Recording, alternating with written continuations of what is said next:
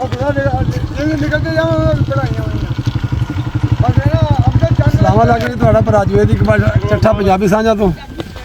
ਅੱਜ ਪਿੰਡ ਆਇਆ ਸਾਂ ਈਦ ਕਰਨ ਵਾਸਤੇ ਸਾਰੇ ਅਸੀਂ ਆਪਣੇ ਬੱਚੇ ਨਾਲ ਭਤਰੀਏ ਭਰਾ ਸੱਜਣ ਬੇਲੀ ਆ ਮੇਰਾ ਬਚਪਨ ਦਾ ਬੇਲੀ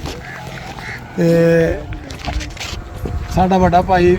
ਬੜਾ ਉਦੋਂ ਵੀ ਆਤਰਿਆ ਲੇਕਿਨ ਉਹਨੂੰ ਪੁਰਾਣੀ ਯਾਦ ਤਾਜ਼ਾ ਕਰਨ ਦਾ ਸ਼ੌਕ ਸੀ ਉਹ ਨਾਲ ਲਾ ਕੇ ਆਇਆ ਹਾਜੀ ਅਲਮ ਚੱਠਾ ਤੇ ਸਾਡਾ ਬਚਪਨ ਦਾ ਲਗੋਟੀਆ ਸਾਡੀ ਤਰੀਕ ਅਸੀਂ ਕੋਈ ਇਕੱਠੇ ਜਮੇ ਪੜੇ ਆ ਬਾਈ ਜੀ ਇਹ ਜੀ ਰੋਜ਼ ਤੁਹਾਨੂੰ ਖਾਏਗਾ ਮੇਰਾ ਕੈਮਰਾਮੈਨ ਇਸ ਰੋਜ਼ ਦੇ ਵਿੱਚ ਅਸੀਂ ਇੱਥੇ ਆਂਡੇ ਛੋਟੇ ਛੋਟੇ ਹੁੰਦੇ ਅਸੀਂ 10 12 ਸਾਲ ਦੇ ਹੁੰਦੇ ਸੀ ਜਦੋਂ ਅਸੀਂ ਡੰਗਰ ਚਾਰ ਲਾਉਣਾ ਉਦੋਂ ਵਸਾਇਲ ਇਹੋ ਹੁੰਦੇ ਸੀ ਵੀ ਪੱਠੇ ਪੁੱਠੇ ਪੂਰੇ ਸਿਰ ਹੁੰਦੇ ਸੀ ਜਦੋਂ ਜਿਹਦਾ ਰਕਬਾ ਬਾਦ ਕੀਤਾ ਨਾ ਫਸਲਾਂ ਹੀ ਪੂਰੀ ਸਿਰ ਹੁੰਦੀਆਂ ਸਨ ਪੱਠੇ ਪੁੱਠੇ ਵੀ ਡੰਗਰਾਂ ਨੂੰ ਬਾਹਰ ਲੈ ਜਾਣਾ ਤੇ ਬਾਲੋਈ ਦੇ ਵਿੱਚ ਚਾਰਨਾ ਬਾਰਿਸ਼ਾਂ ਬੁਰਸ਼ਾਂ ਹੁੰਦੀਆਂ ਸੀ ਮੌਸਮੀ ਉਦੋਂ ਲੋਕ ਚੰਗੇ ਸੀ ਅੱਲਾ ਦੀ ਖਾਸ ਰਹਿਮਤ ਹੁੰਦੀ ਸੀ ਰੋਈ ਦੇ ਉੱਤੇ ਰੋਈ ਵਸਦੀ ਸੀ ਇਹ ਵੱਡੇ ਭਾਈ ਨੇ ਸਾਡੇ ਅਸੀਂ ਨਾਲ ਲੈਂਦੇ ਜ਼ਬਰਦਸਤੀ ਇਹ ਜ਼ਬਰਦਸਤੀ ਲੈ ਕੇ ਆ ਇਹਨਾਂ ਨੂੰ ਥੋੜਾ ਅਸੀਂ ਲੈ ਕੇ ਮਸਲਾ ਪੈ ਗਿਆ ਰੋਈ ਵਿਖਾਉਣ ਵਾਸਤੇ ਦੁਬਾਰਾ ਸਾਡੇ ਕਾਬੂ ਇਹੋ ਕਰ ਸਕਦੇ ਤੇ ਇਹ ਤੁਹਾਨੂੰ ਕਹਿਣਾ ਵਿਖਾਇਆ ਸਾਹਮਣੇ ਮੁੰਡੇ ਜਿਹੜੇ ਖੜੇ ਨਾ ਇਹ ਸਾਡੀ ਖੰਦਕ ਹੈਗੀ ਜਿਹਨੂੰ ਅਸੀਂ ਦਫਾਈ ਖੰਦਕ ਕਹਿੰਦੇ ਆਰਮੀ ਨੇ ਖੰਦਕ ਖੋਦੀ ਸੀ ਦੁਸ਼ਮਣ ਨੂੰ ਦੀ ਰੋਕ ਵਾਸਤੇ ਕਿ ਪਾਣੀ ਛੱਡਿਆ ਜਾਏਗਾ ਜਦੋਂ ਇੱਥੇ ਤੇ ਦੁਸ਼ਮਣ ਅੱਗੇ ਹਮਲਾ ਨਹੀਂ ਕਰ ਸਕਣਗੇ ਸਾਡਾ ਇਸ ਇਲਾਕੇ 'ਚ ਇੰਡੀਆ ਦਾ ਬਾਰਡਰ ਹੈ ਇਹ ਤਹਿਸੀਲ ਹਾਸਰਪੁਰ ਮੰਡੀ ਛੋਨਾਵਾਲਾ ਜ਼ਿਲ੍ਹਾ ਭਾਲਪੁਰ ਦੀ ਆਖਰੀ ਤਹਿਸੀਲ ਦਾ ਆਖਰੀ ਇਲਾਕਾ ਹੈ ਇੱਥੇ ਰੋਈ ਸ਼ੁਰੂ ਹੋ ਜਾਂਦੀ ਸਾਡੀ ਹਾਂਜੀ ਅਸੀਂ ਇੱਥੇ ਬਚਪਨ ਗੁਜ਼ਾਰਿਆ ਜੀ ਇਹ ਰੋਈ ਜਿਹੜੀ ਤੁਹਾਡੀ ਹੈਗੀ ਤੁਹਾਨੂੰ ਅੱਗੇ ਰੋਈ ਤੇ ਲੈ ਕੇ ਜਾਂਦੇ ਆ ਹਾਂਜੀ ਕਿ ਰੋਈ ਸ਼ੁਰੂ ਤੋਂ ਮਤਲਬ ਇਸ ਤਰ੍ਹਾਂ ਹੀ ਆਬਾਦ ਨਹੀਂ ਹੋ ਸਕੀ ਹੁਣ ਆਸਤੇ ਆਸਤੇ ਆਬਾਦ ਹੋ ਰਹੀ ਹੈ ਹਾਂਜੀ ਹਾਂਜੀ ਤੇ ਲੇਕਿਨ ਇਹਦੇ ਵਿੱਚ ਕਮੀ ਇੱਕ ਚੀਜ਼ ਦੀ ਹੁੰਦੀ ਜਾ ਰਹੀ ਜਿਹਦੇ ਵਿੱਚ ਨਾ ਜਿਹੜੀਆਂ ਬਾਰਿਸ਼ਾਂ ਹੁੰਦੀਆਂ ਸੀ ਇਸ ਇਲਾਕੇ 'ਚ ਮੌਸਮੀ ਬਾਰਿਸ਼ਾਂ ਖਤਮ ਹੋ ਗਈਆਂ ਨੇ ਪਤਾ ਨਹੀਂ ਖਾਸ ਅੱਲਾ ਦੀ ਇੱਕ ਰਹਿਮਤ ਹੁੰਦੀ ਹੁਣ ਕੀ ਹੋ ਗਿਆ ਸਾਡੇ ਅਮਾਲ ਨੇ ਸਾਡੇ ਇਸ ਤਰ੍ਹਾਂ ਦੇ ਕੀ ਰੌਲਾ ਕਿਉਂਕਿ ਮਾਲ ਡੰਗਰ ਇੱਥੇ ਤੁਹਾਨੂੰ 24 ਘੰਟੇ ਰਾਤ ਦਿਨ ਬਾਹਰ ਇੱਥੇ ਰੋਈ ਜਾਂਦਾ ਸੀ ਅੱਜ ਕੱਲ੍ਹ ਜਿਹੜਾ ਸਾਡੇ ਮਾਲ ਤਾਂ ਮਿਲ ਗਿਆ ਕੋਸ਼ ਕੇ ਤੁਹਾਨੂੰ ਮਾਲ ਵਿਖਾਉਂਦੇ ਕੋਈ ਇੱਥੇ ਆਓ ਚਲੀਏ ਅੱਗੇ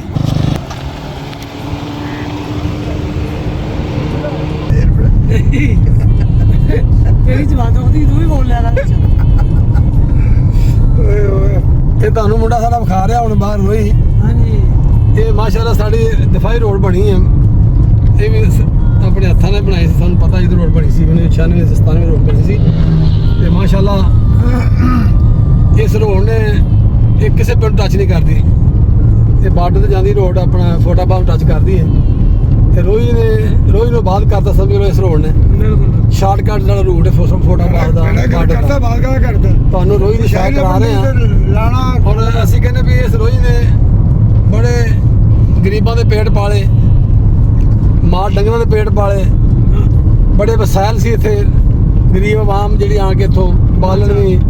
ਤੇ ਇਹਨਾਂ ਡੰਗਰਾਂ ਪੱਟੀਆਂ ਨੂੰ ਯਾਦ ਹੈ ਕਿ ਇਹਨਾਂ ਦੇ ਟਿੱਬਿਆਂ ਉੱਤੇ ਐਸੀ ਜਗ੍ਹਾ ਖਾਸ ਟਿੱਬੇ ਹੁੰਦੇ ਜਿੱਥੇ ਲੋਕ ਕੁਸੂ ਸੁੱਟਦੇ ਸਨ ਕੁਸੂ ਬਾਰਿਸ਼ ਦੀ ਕੁਸੂ ਹੋ ਜਾਂਦਾ ਸੀ ਹੁਣ ਤੇ ਬਾਰਿਸ਼ਾਂ ਨਹੀਂ ਹੁੰਦੀਆਂ ਦਰਖਤ ਹੁੰਦੇ ਸੀ ਲੋਕ ਇੱਥੇ ਉਹ ਛਾਂ ਛੂ ਕੇ ਆਪਣਾ ਬਾਲਣ ਇਹਨਾਂ ਰੜੀਆਂ 'ਚ ਪਾਣੀ ਪੀਂਦੇ ਰਹੇ ਆਪਾਂ ਹਾਂ ਮੈਂ ਤੁਹਾਨੂੰ ਵਿਖਾਉਣਾ ਇੱਕ ਟੋਬੇ ਤੇ ਲੈ ਕੇ ਜਾਂਦੇ ਪਏ ਆ ਆਹ ਤੁਹਾਨੂੰ ਵਿਖਾਉਣਾ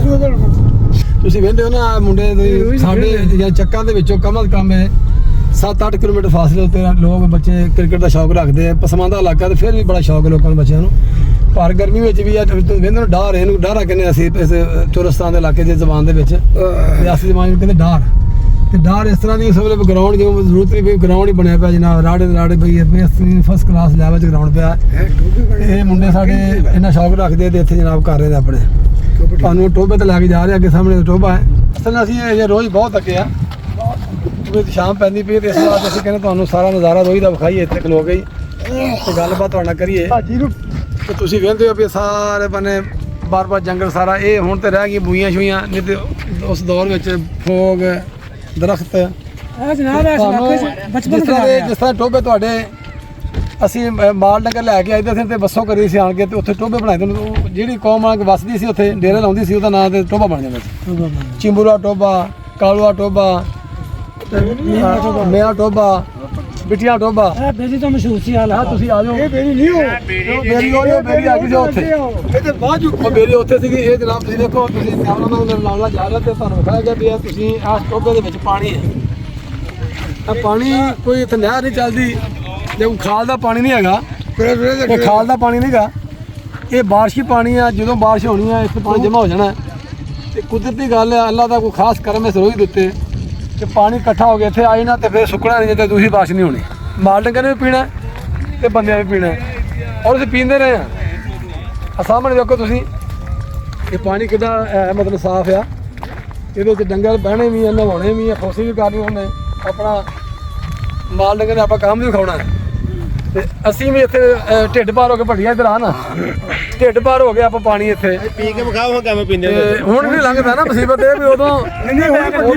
ਹੁਣ ਅਸੀਂ ਸ਼ਹਿਰੀ ਬਣ ਗਏ ਨਾ, ਅਸੀਂ ਮਲੂਕ ਹੋ ਗਏ। ਸਾਡੇ ਮਲੂਕ ਹੋ ਗਏ ਮੈਂ ਪਾ ਕੇ ਲੱਤਾਂ ਵੀ ਕਰ ਲੈਂਦੇ ਰਹੇ ਨੇ। ਉਹ ਭਾਈ ਸਾਹਿਬ ਜ਼ਾਤ ਮਲੂਕ ਹੁੰਦੀ ਹੈ ਨਾ, ਫਿਲਟਰ 'ਚ ਪਾਣੀ ਪੀਣ ਲੱਗ ਪੈਂਦੇ ਨੇ। ਇਹ ਪਾਣੀ ਬਿਮਾਰੀਆਂ ਕੱਢਦੇ ਸਨ, ਉਹ ਪਾਣੀ ਚੰਗਾ ਜਿਹੜੀ ਬੂਟੀਆਂ 'ਚ ਪਾਣੀ ਸਨ। ਪੱਟੀ ਦੇ ਬੂਟਾ ਤੇ ਬੜੇ ਤੂੰ ਦੱਸ ਰੋਈ ਦਿਨ ਪਹਿਲਾਂ ਕਿ ਤੂੰ ਕੀ ਕਰਦਾ? ਮਾਲ ਡੰਗਰ ਭੇਡਾਂ ਬੱਕਰੀ ਬਹੁਤ ਸਨ ਨਾ, ਤੇ ਤੂੰ ਆਉਣਾ ਤੇ ਕਿਸ ਤਰ੍ਹਾਂ ਤੁਸੀਂ ਪਾਣੀ ਬਣਾਉਣਾ ਜਨਾਬ, ਤੇ ਵਿਸਾਲ ਨਾ ਹੋਣੇ ਕਰਨ ਵਾਲੀ ਹੈ ਨਹੀਂ ਗਈ। ਇੱਧਰ ਮੂੰਹ ਕਰ। ਤੇ ਅਸੀਂ ਸਾਰੀ ਜ਼ਿੰਦਗੀ ਤਕਰੀਬਨ ਆਪਣਾ ਬਚਪਨ ਇੱਥੇ ਗੁਜ਼ਾਰਿਆ ਇਸ ਇਲਾਕੇ 'ਚ, ਠੀਕ ਹੈ ਜੀ। ਮਾਲ ਵੀ ਚਾਰਿਆ, ਮਾਲ ਲੈ ਕੇ ਬਾਲਣ ਵੀ ਲੈ ਕੇ ਜਾਂਦੇ ਰਹੇ ਔਰ ਸਿਰਾਂ ਤੇ ਬਾਲਣ ਖਾਦੇ ਆ, ਸਿਰਾਂ ਤੇ ਵੀ ਖੜਦੇ ਰਹੇ, ਗੱਡਿਆਂ ਡੰਗਰ ਵੀ ਨਾਲ ਹੋਣੇ, ਹਾਂਜੀ। ਭੇਡ ਬੱਕਰੀਆਂ ਚਾਰ ਰਹੀਆਂ, ਬਾਲਣ ਸਿਰ ਤੇ ਚੁੱਕ ਕੇ ਲੈ ਕੇ ਜਾਣਾ ਘਰ ਵਾਸਤੇ। ਫਿਰ ਇੱਕ ਵਾਰ ਬਾਰਿਸ਼ਾਂ ਪੈਣੀਆਂ ਸੌਣ ਭਾਦੋ 'ਚ, ਖੁੰਬਾਂ ਵੀ ਲੈ ਕੇ ਜਾਣੀਆਂ, ਖੁੰਬਾਂ। ਆ ਵੇਖੋ ਸਾਡੇ ਹੁਣ ਸਾਰੇ ਨਿਆਣੇ ਇਹ ਇਸ ਰੋਈ ਨੂੰ ਹੁਣ ਜਾਇਆ ਕਰਨ ਆਉਂਦੇ ਆ। ਵੇਖੋ ਤੁਸੀਂ, ਅੱਲਾ ਦੀ ਮਰਜ਼ੀ ਆ, ਜਿਨ੍ਹਾਂ ਦੇ ਇੱਥੇ ਅਸੀਂ ਖੇਡਦੇ ਰਹੇ ਆ, ਆਪਣੀ ਮਜਬੂਰੀ ਨਾਲ ਆਉਂਦੇ ਰਹੇ ਆ ਵੀ ਡੰਗਰ ਚਾਰਨ। ਇਹ ਹੁਣ ਜਵਾਇਆ ਕਰਦੇ, ਇਹ ਹੁਣ ਜਾਇਆ ਕਰਨ ਆਉਂਦੇ, ਇਹਨਾਂ ਵਾਸਤੇ ਇੱਕ ਪਿਕਨਿਕ ਪੁਆਇੰਟ ਬਣ ਗਿਆ। ਰੋਈ ਇਹਨੂੰ ਕਹਿੰਦੇ। ਸਾਡੀ ਤੁਹਾਨੂੰ ਅੱਗੇ ਰੂਹ ਖੜਾ ਕਿਸੇ ਦਿਨ ਤੁਹਾਨੂੰ ਸਾਰੀ ਰੋਈ ਵਿਖਾਵਾਂਗੇ, ਸਾਰੇ ਟੋਬੇ ਵਿਖਾਵਾਂਗੇ, ਕਿੰਨੇ ਟੋਬੇ ਇਸ ਰੋਈ 'ਚ ਹੈਗੇ ਨੇ। ਤੇ ਇੱਕ ਮੈਂ ਇਸ ਰੋਈ ਦਾ ਬਾਸੀ ਜਿਹੜਾ ਸੀ, ਜਿਹੜੇ ਲੋਕ ਜਿਹਨਾਂ ਲੋਕਾਂ ਵਿੱਚ ਫਸੇ, ਜਿਸ ਤਰ੍ਹਾਂ ਇਹਨਾਂ ਨੇ ਵੱਢ ਕੇ ਸਾਰੇ ਰੋਈ 'ਚ ਰਹੇ ਨੇ। ਉਹ ਮੁੰਡਾ ਮੇਰਾ ਆਪਣੇ ਖਾਸ ਉਹਨੂੰ ਸੱਦਿਆ ਮੈਂ, ਮਕਸੂਦ ਭਰਿਆੜ, ਇਹਨੂੰ ਮੈਂ ਸੱਦਿਆ। ਇਹਨਾਂ ਦੇ ਵੱਡੇ ਸਾਰੇ ਭਰਿਆੜ ਕੀ ਹਾਲ ਨੇ? ਇਹ ਭਰਿਆੜ ਕੌਮ ਹੈ, ਲੋਕਲੀ ਕੌਮ ਹੈ, ਰਿਆਸਤੀ ਕੌਮ ਹੈ, ਜਿਨ੍ਹਾਂ ਨੇ ਮਾਲ ਡੰਗਰ ਚਾਰ ਕੇ ਯਾਨੀ ਕਿ ਪੈਗੰਬਰੀ ਪੇਸ਼ਾ ਭੇਡ ਬੱਕਰੀਆਂ ਚਾਰ ਕੇ ਆਪਣੇ ਘਰ ਚਲਾਏ। ਔਰ ਮੈਂ ਹੈਰਾਨ ਹਾਂ ਕਿ ਇਹਨਾਂ ਨੇ ਬੱਚੇ ਪੜ੍ਹਾ ਲਿਆ ਗਾ, ਇਹਨਾਂ ਦੇ ਸਾਰੇ ਬੱਚੇ ਨਹੀਂ ਪੜ੍ਹਦੇ ਹੁੰਦੇ, ਕਿਉਂਕਿ ਪਸਮਾਨਦਾ ਇਹ ਲੋਕ ਸਨ ਸਾਡੇ। ਲੇਕਿਨ ਅਸੀਂ ਲੋਕ ਫਿਰ ਵੀ ਪੜ੍ਹ ਕੇ, ਪੰਜਾਬੀ ਲੋਕ ਜਿਹੜੇ ਅਸੀਂ ਰਿਆਸਤੀ ਲੋਕ ਸੀ, ਇਹਨਾਂ 'ਚ ਤਲੀਮ ਦੀ ਬਹੁਤ ਕਮੀ ਸੀ, ਕਿਉਂਕਿ ਇਹਨਾਂ ਵਸਾਇਲ ਕੋਈ ਨਹੀਂ ਸੀ ਬਾਰੇ। ਇਹ ਰਹਿੰਦੇ ਉੱਥੇ ਜਾ ਕੇ ਜਿੱਥੇ ਡੰਗਾ ਰਹਿਣਾ, ਰੋਈ 'ਚ ਬਹਿ ਰਹਿਣਾ ਕਿਤੇ ਰਕਬੇ 'ਚ ਪੜ੍ਹਨਾ ਕੋਈ। ਲੇਕਿਨ ਇਹਨਾਂ ਲੋਕਾਂ ਨੇ ਤਰੱਕੀ ਕੀਤੀ। ਹੁਣ ਤੁਹਾਨੂੰ ਇਸ ਰੋਈ ਤੋਂ ਬਾਅਦ ਅਸੀਂ ਉਸ ਜਗ੍ਹਾ ਤੇ ਖੜਾਂਗੇ ਜਿੱਥੇ ਦੇ ਸਹੁਰੇ ਵੀ ਨੇ, ਉਹਨੂੰ ਮੇਰਾ ਟੋਬਾ ਕਹਿੰਦੇ ਨੇ। ਉਹਦੇ ਉੱਤੇ ਲੋਕਾਂ ਦੇ ਹਜੇ ਵੀ ਵਸਾਇਲਾਂ ਦੀ ਇੰਨੀ ਕਮੀ ਹੈ ਨਾ ਵੱਡੀਆਂ, ਕਮੀ ਕਿ ਇਹ ਪਸਮੰਦਾ ਇਲਾਕਾ ਹੈ। ਤਹਿਸੀਲ ਹਾਸਲਪੁਰ, ਜ਼ਿਲ੍ਹਾ ਬਹਾਵਲਪੁਰ ਦੀ ਛੋਨਾ ਸਾਈਡ ਦੇ ਇਹ ਮੇਰਾ ਟੋਬੇ ਦਾ ਵੱਜਦਾ ਮਤਲਬ ਰੋਈ ਦਾ ਇਲਾਕਾ ਹੈ। ਆਖਰੀ ਸਮਝ ਲਓ, ਇਹ ਸਾਡੀ ਤਹਿਸੀਲ ਹਾਸਲਪੁਰ ਦਾ ਆਖਰੀ ਤਹਿਸੀਲ ਦਾ ਇਲਾਕਾ ਹੈ। ਤੁਹਾਨੂੰ ਉਦੋਂ ਲੈ ਕੇ ਚੱਲਦੇ ਆ, ਕਿਉਂਕਿ ਤੂੰ ਦੱਸ ਵੀ ਬੜਾ ਭਰਾੜਾ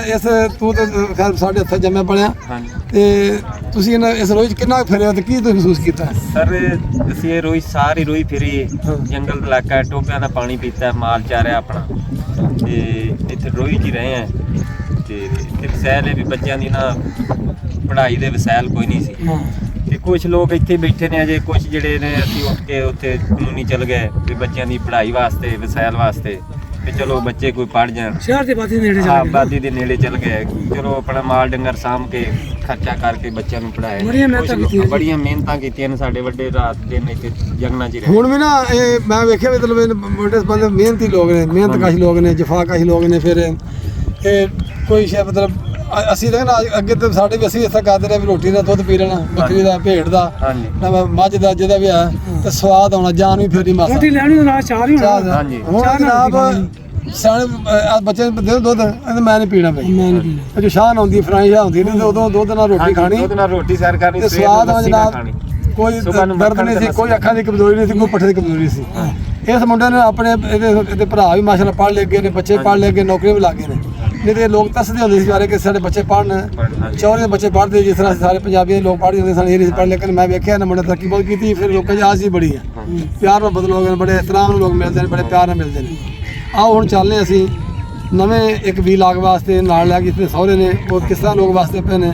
ਤੇ ਕਿਦੋਂ ਦੇ ਵਸਣ ਦੇ। ਅਸਲਾਮ ਵਾਲੇਕੁਮ।